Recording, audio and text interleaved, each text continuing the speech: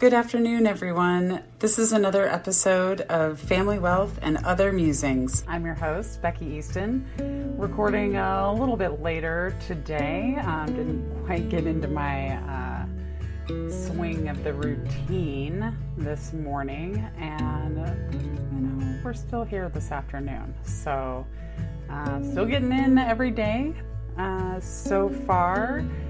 Which is great. What is today? Episode 5. So that, we're there. We're coming along. So today I want to talk a little bit about unclaimed property and, what happens when you can't find assets or don't know where they are.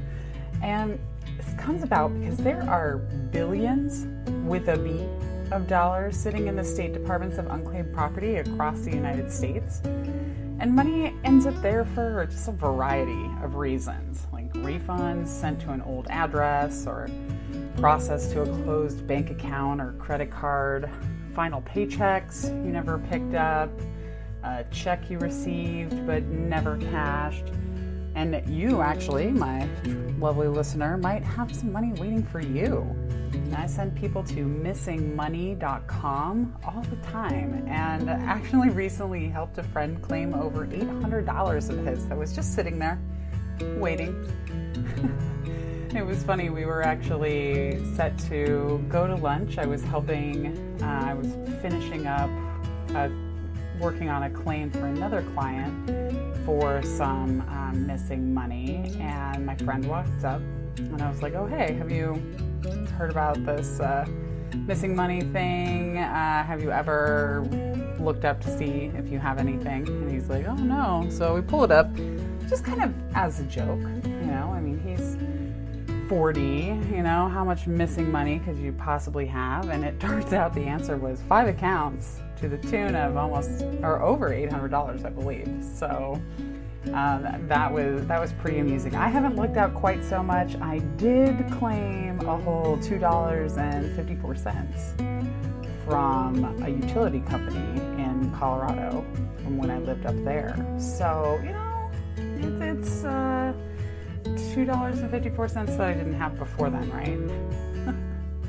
So one of the other reasons that so much money ends up there is because families and loved ones just simply can't locate assets after someone dies. They didn't know what to look for or where to even look for it. And this happens especially when people have moved states. Right? Their loved ones don't know to search in a different state to see if they can find anything. So one of the ways that you can help ensure that none of your assets are lost to unclaimed property is by keeping an inventory of your assets and your accounts.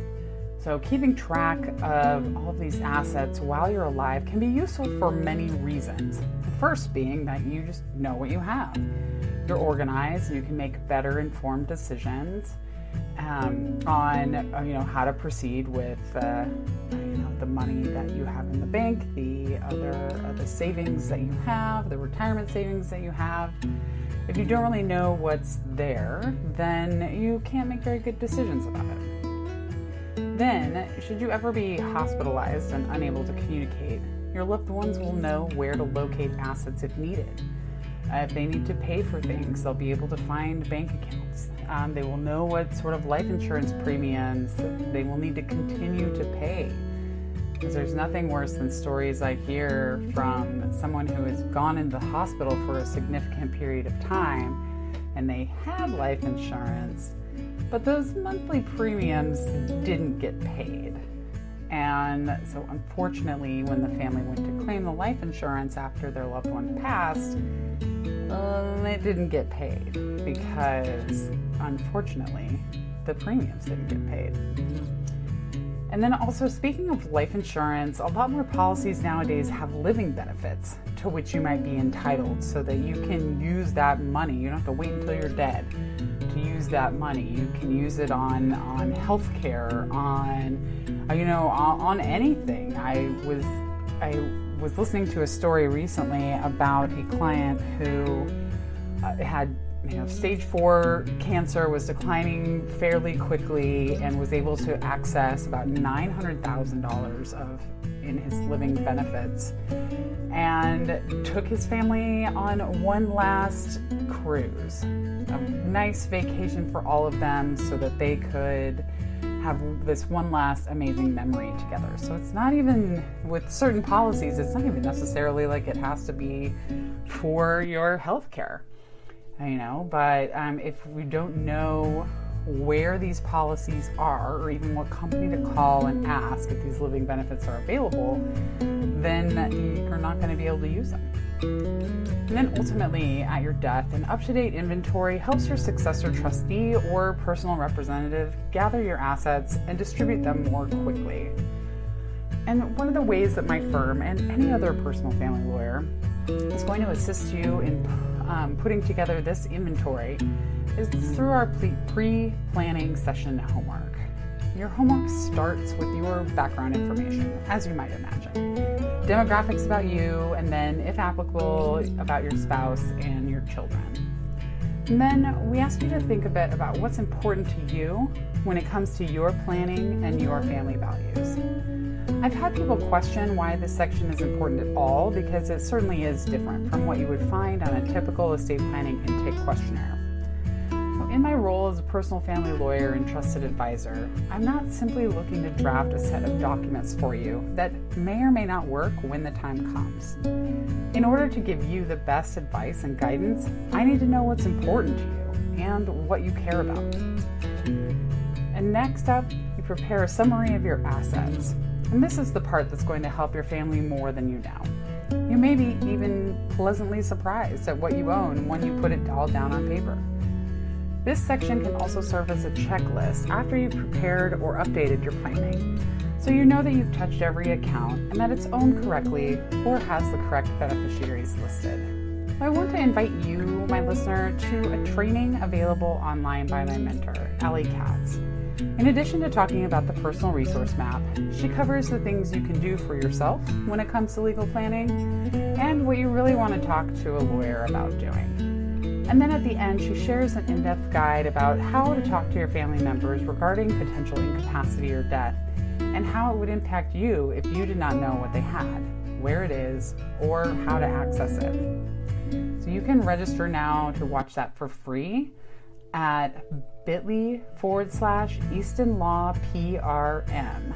So it's bit.ly/EASTONLAW, P as in personal, R as in resource, M as in map.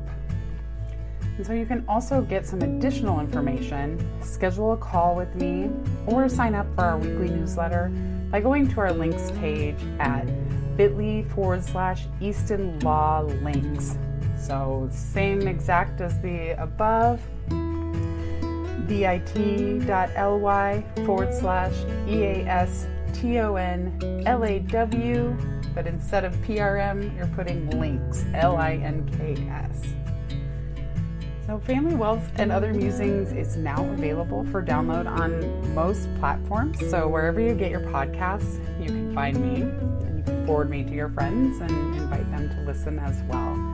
And if you felt so inclined to support the show by liking, following, subscribing, donating, or leaving a review, I honestly would appreciate it, because you'll ultimately help boost the show, help more people find me, and help me talk to more people. And also, if you ever have ideas for an episode or something you'd like to hear more about, I am all ears. Please leave it in the comments or reach out to me separately. So thanks again for listening in today. This has been Family Wealth and Other Musings, and I'm your host, Becky Easton. Have a great rest of your day.